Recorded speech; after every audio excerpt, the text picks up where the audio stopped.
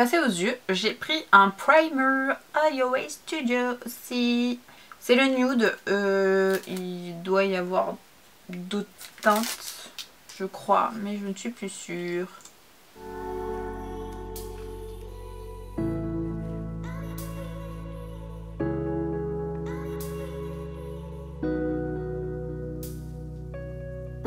Écoutez, pas grand chose à dire pour l'instant sur la base.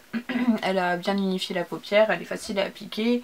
Elle fait pas de patch, donc plutôt contente. J'ai pris deux palettes. Tout d'abord cette palette donc à 1$ également, métallique. C'est la marque Zuri.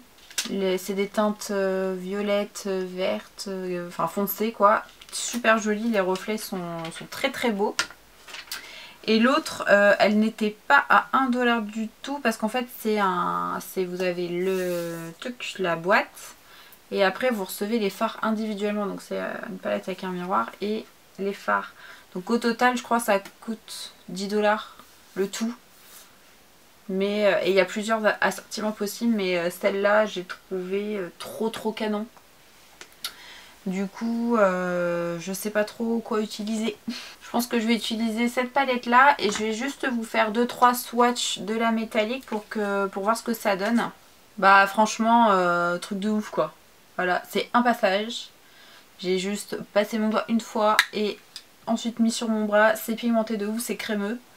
Ils sont ultra agréables et puis en plus il me reste sur les doigts après. C'est un truc de fou. La qualité est dingue et les couleurs sont vraiment très jolies. Donc très bonne surprise. Il y a plusieurs versions, là c'est la métallique, mais je pense que bon, si je reviens à commander sur le site je prendrai d'autres. Avant de commencer je voulais juste vous montrer aussi, j'ai pris des pigments libres. En fait c'est des glitters, c'est vraiment que des paillettes. Il y a un petit peu plus rose, un petit peu plus bleu violet.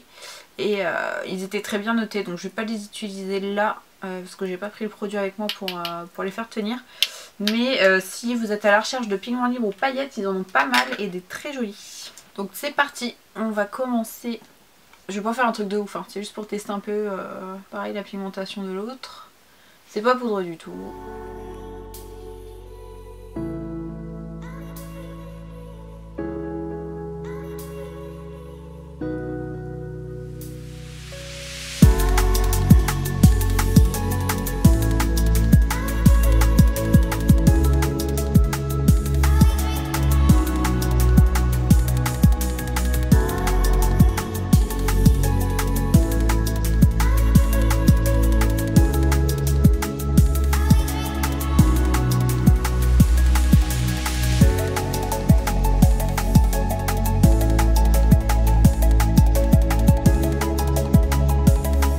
J'ai aussi pris cette petite chose là, alors ça s'appelle Highlighter et en fait il était dans la gamme des concealers et je me suis dit que le blanc pour faire le petit cut crease ça pouvait être sympa.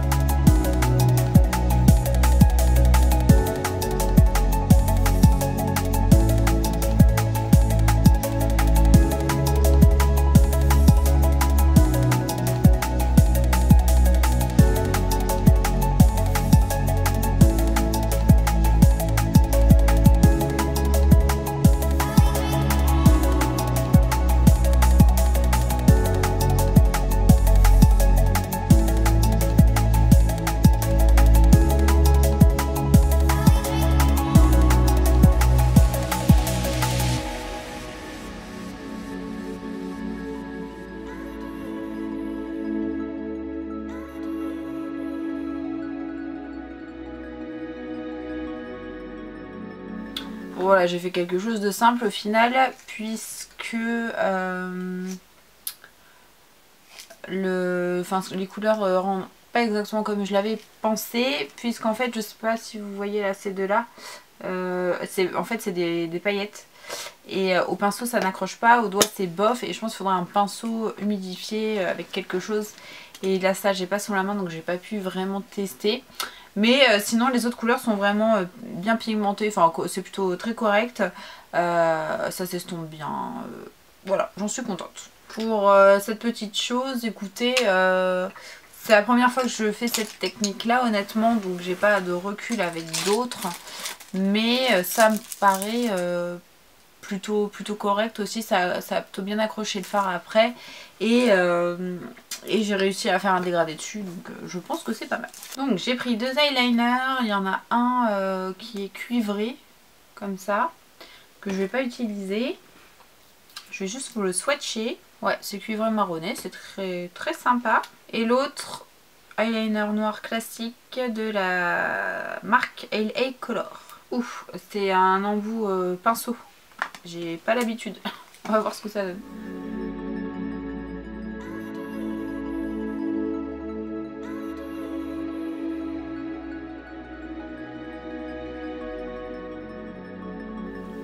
Bon, voilà pour le premier œil. C'est pas si difficile que ça. C'est juste que comme les poils se partagent une fois que c'est utilisé pour faire la pointe là, là vous le voyez à peu près correct je pense, mais c'est pas nickel quoi.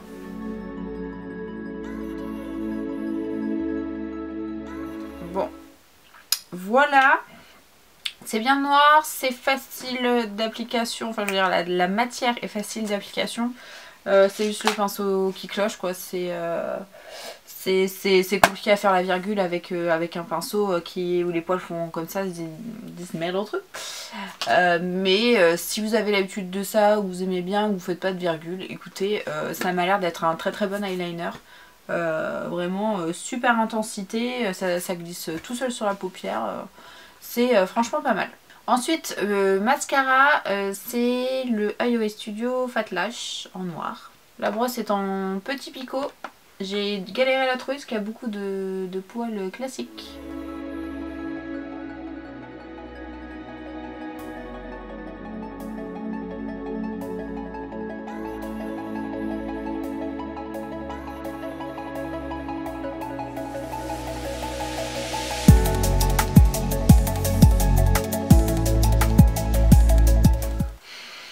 Voilà le résultat. C'est pas mal, c'est un résultat plutôt naturel, mais ce qui est bien c'est que ça fait absolument pas de paquet et ça sépare bien les cils. Donc résultat plutôt bien, mais il faut pas vouloir un effet faux cils, mais j'aime bien. J'avais pris des faux cils, c'est les Alexis. J'ai pas pris de colle donc je vais pas les mettre, mais ils ont l'air sympas, mais ça fait assez fake en même temps pour $1. Ça fait un peu comme les fossiles d'AliExpress, vous voyez, c'est des trucs en plastique quoi. Mais bon, ça fait bien le job. Il nous reste le rouge à lèvres. J'ai pris plusieurs choses. Ça. J'ai pris tout ça.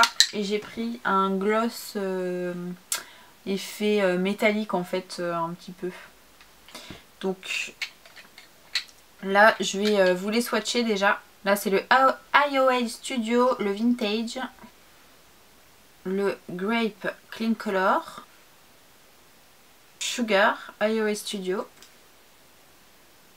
teinte 6, marque Champ-Lévy, marque Amuse, numéro 12 a priori, et teinte Bubblegum de iOS Studio. Du coup, je vais mettre celui-ci. Ça ira pas avec le maquillage des yeux, mais je trouve la couleur sympa, donc j'avais envie de l'essayer.